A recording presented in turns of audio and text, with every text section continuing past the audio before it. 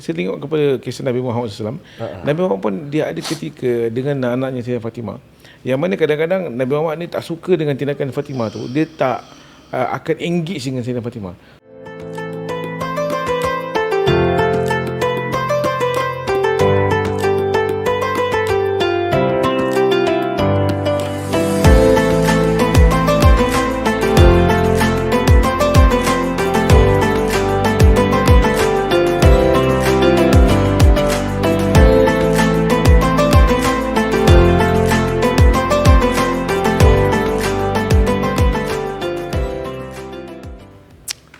Assalamualaikum warahmatullahi wabarakatuh. Alhamdulillah, kita ketemu lagi hari ini, hari yang ke-12 Ramadan, episod kita ke-13.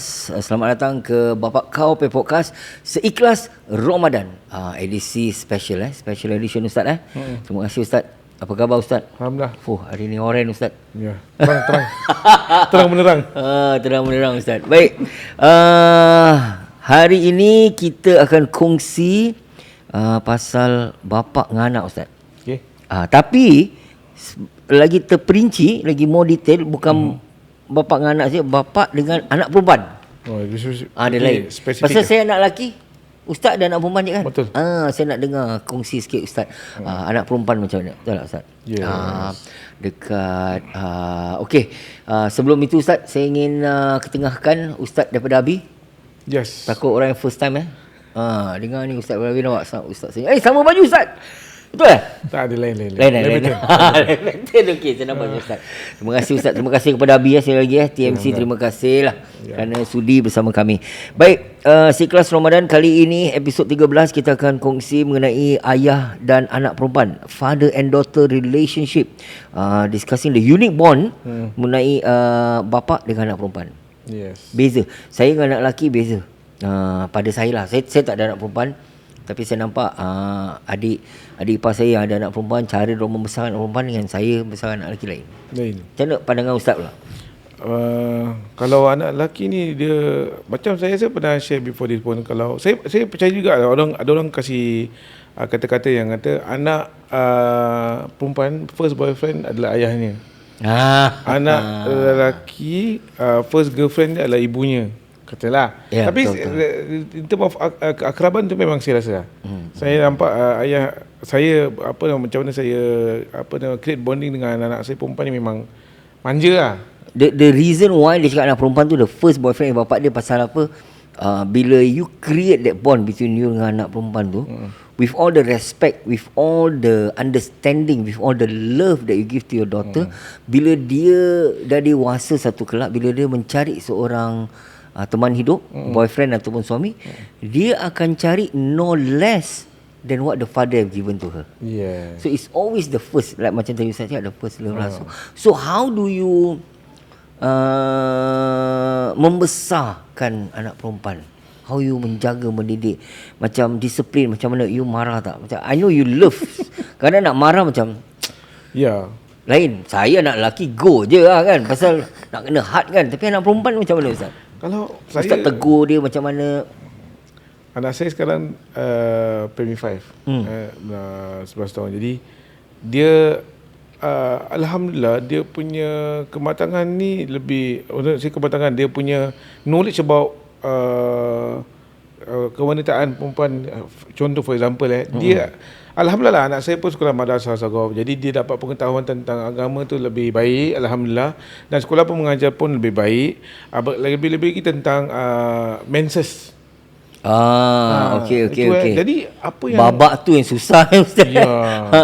Tapi of course sekolah mengajar dia. Jadi antara perkara yang saya lihat, dia akan buat pembacaan. Okey. Sebelum dia melalui frasa, mendapat hit dan sebagainya. Okey, itu satu. So bermakna dekat sini pun saya akan memberikan satu heads up dulu. Kalau dah ada. So bermakna saya akan buat kawan dengan dia tau. Okey. And also dia ada involvement dengan emotion.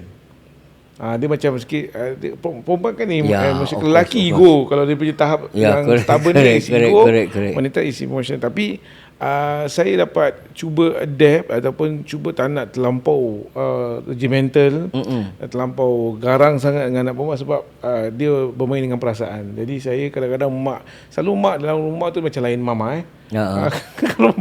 kalau isteri saya selalu bertegas dengan anak dengan saya. anak perempuan, tapi you is cuba lembut sikit lah. So is the mother is the bad cop, ayah is the good cop lah. Tapi kadang-kadang pun dah dia kalau kepala angin juga. Tapi maksud saya, Dia ke ustaz? saya kadang-kadang kalau dia tak dengar kan.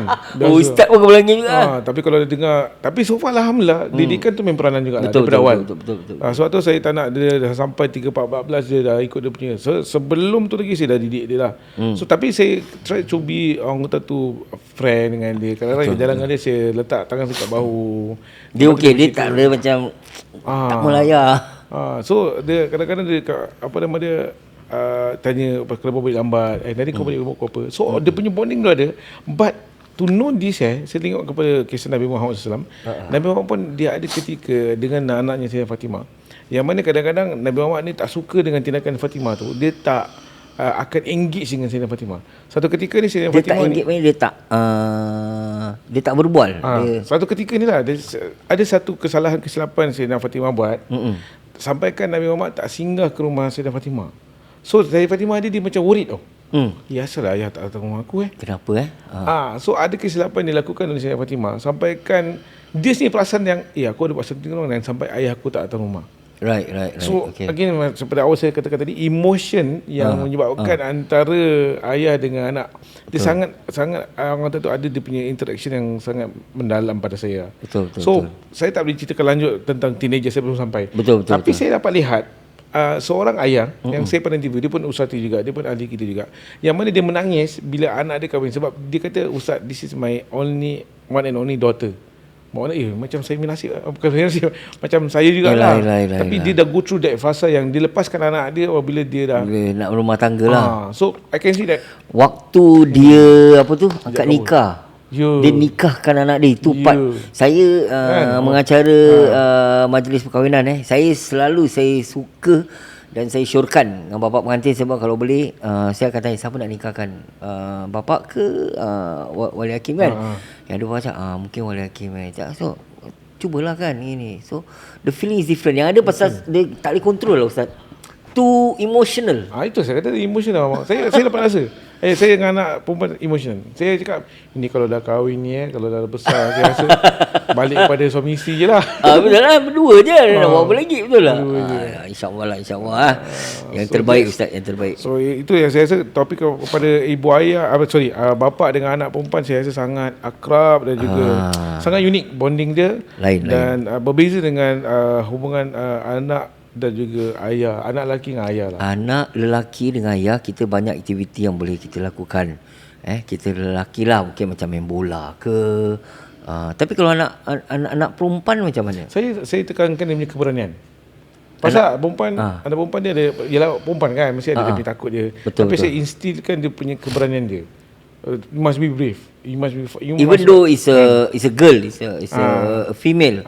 So you instill to her the keberanian, sifat keberanian tu mesti ada, walaupun seorang perempuan. Confident mesti ada dia. So antara aktiviti kat sekolah, dia ada buat main archery. So archery sekolah madrasah juga bagus. Memanah. Jadi bermakna dia ada satu memanah, actually memang digalakkan oleh Nabi apa. Memang antara sunnah sports is naik kuda, swimming dan juga memanah. So saya tak tahu. Dia dapat main memanah tu, happy sih. Pasal memanah dia memberikan tumpuan fokus. Confident dan mana dia punya tumpuan. So bermakna is applying also to your life apa. Yes. So alhamdulillah. Patient, focus. So of course the persistent part, you got to get the bull eyes. Tak boleh try lagi.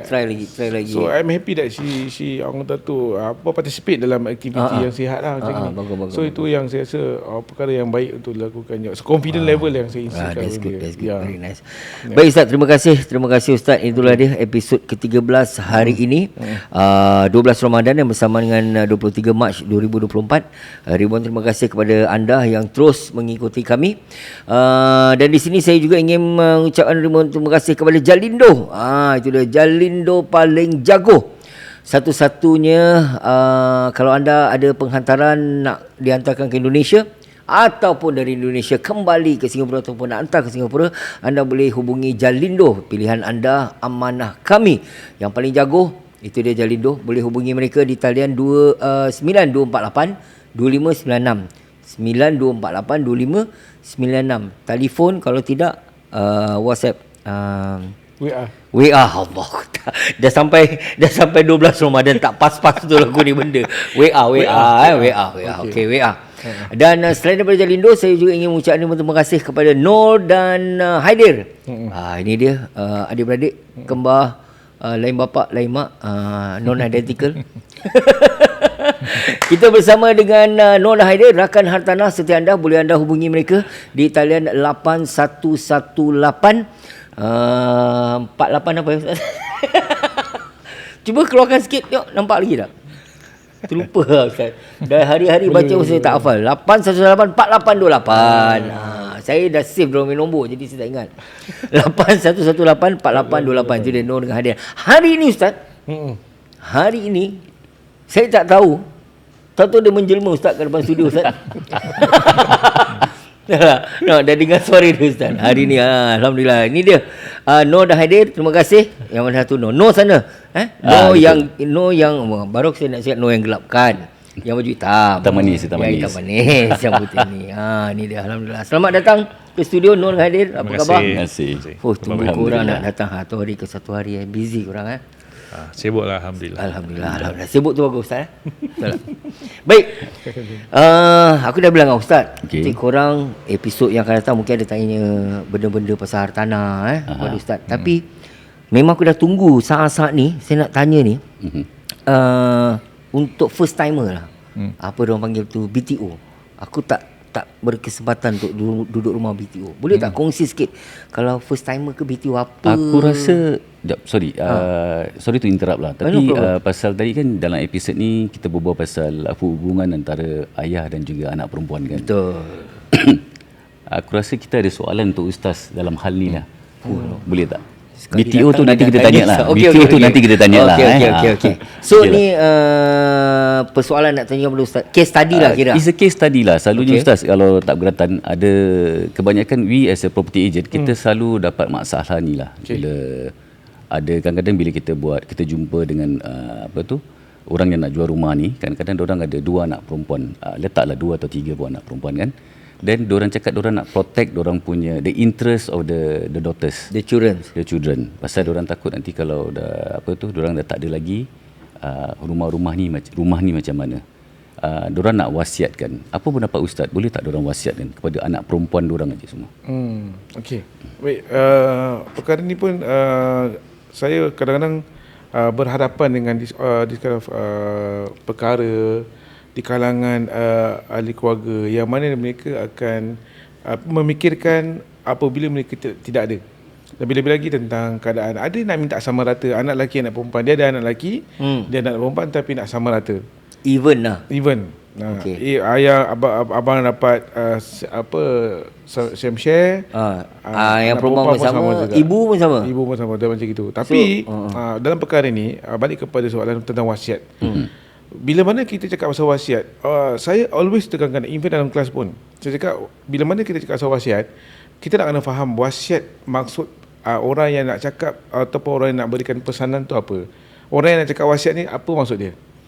Bila mana kata saya nak wasiatkan harta saya semua kepada anak perempuan saya, whereby kalau ikut kepada perkara berkaitan dengan hukum, wasiat ni ikut pada perspektif agama adalah 1/3, 1/3 of your wealth, ke harta yang kita ada tu 1/3 kepada orang luar, bukan darah daging kita, bukan anak kita sendiri. Kalau nak wasiatkan 1/3 tu memang nak kena ketepikan. Jadi kat sini ada salah faham. Pada saya lah, saya dengar orang cakap satu puan makcik ke satu nenek ke, dia cakap saya nak wasiat.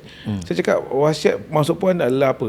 Kasih pesanan sebelum aku mati. Contohnya aku nak wasiatkan kau, kalau aku mati ni jangan lupa barang kemas ni kau kasih adik kau. Okay. So bila mana dah meninggal, okay, that wasiat can be agreeable. Dia boleh jadi bersetuju di kalangan ahli waris yang lain. Kadang-kadang juga tidak bersetuju di kalangan adik-beradik atau penerima faraid. Faraid. Balik kepada soalan tadi tu tentang faraid. Tentang wasiat. Boleh ke tak boleh nak kasih anak perempuan dia? Dalam perkara ni, saya ambil contoh macam saya, isteri saya anak perempuan. Macam kita cakap sahabat anak perempuan. Saya ada satu anak perempuan saja. Bermakna kalau saya meninggal, isteri saya akan dapat 1/8 in term of fraction. Anak saya akan dapat setengah, half. 1/8 kepada isteri, half pada anak perempuan. Yes. So bermakna ada balance of it. So soalannya adalah ke mana balance ni nak pergi. Betul. So dalam dia ada dua perspektif, ada mana ke Baitul Mal ataupun kepada adik-beradik saya yang lain yang masih hidup. Sekarang kehendak ayahnya atau kehendak yang ada harta ni, dia nak protect anak perempuan dia, dua atau satu, yang mana tidak mahu kasih kepada adik-beradik, beneficiary, in term of English punya term, ada beneficiary of faraid, penerima harta faraid yang layak dan juga valid dan juga legit dalam perspektif agama Islam. Ini yang kadang-kadang menjadi pertikaian di dalam adik-beradik sebab mereka tidak mahu ikut kepada emotion bagi wanita dan ego bagi lelaki. Yang mana mereka tidak bersandarkan kepada hukum agama, Al-Quran, Sunnah dan juga kalam ulama'.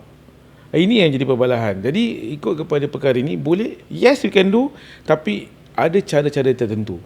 Antaranya adalah persetujuan di kalangan penerima wasiat, penerima faraid tersebut. Adakah dia agree tak? Semuanya nak kena agree lah. Semua nak kena setuju lah.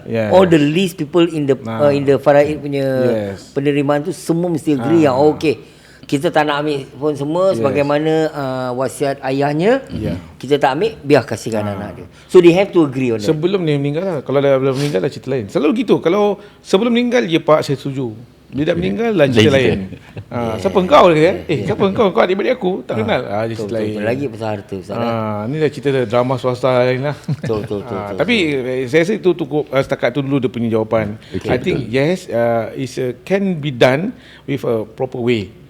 So wasiat must be clear first. What do you mean wasiat? Kalau wasiat ikut perundangan agama 1/3 untuk orang luar. But wasiat kepada anak sendiri, you cannot call it wasiat. You call it pesanan, you call it your intention. Niat untuk berikan harta kepada anak aku saja tanpa kepada ahli keluarga yang lain apabila aku meninggal. That one will be a different kind of instrument lah. So in a not real world lah, not in the reality lah, in a nice world, kalau macam gini like what you said, so that means kalau ada yang penerima yang lain adik-beradik tu, dia akan cakap okey, sebagaimana permintaan ayah ataupun sebagaimana permintaan abang dia, semua harta ni kita kasih dengan anak-anak dia. Boleh tak Ustaz kalau macam sebelum dia meninggal, yang orang dia nak meninggal, dia cakap kepada yang waris-waris yang lain to get their agreement. Kalau macam diorang dah dapat the agreement from them, kira kan this can be done lah. Dia can be done. Tapi itulah dia cakap lain bila dah depan meninggal. Ayah dia. Bila dah meninggal, aku tak cakap pun. Ada kes macam itu. So there is perbalahan lah. I think you face a lot of that. So there is a way to do it lah. Ada cara. Baik. So kita mendalam lagi mungkin esok episod besok lain kali datang siang sikit Tersisa sikit. Okey, sampai di sini saja hari ini episod ke-13 23 Mac bersama dengan 12 Ramadan. Kita ketemu lagi esok dengan episod-episod yang lain. Akhir kata saya di sini bersama Abi, Ustaz Yusof dan juga Nur dan Haidir. Kita ketemu lagi esok. Assalamualaikum warahmatullahi wabarakatuh. Selamat berbuka puasa.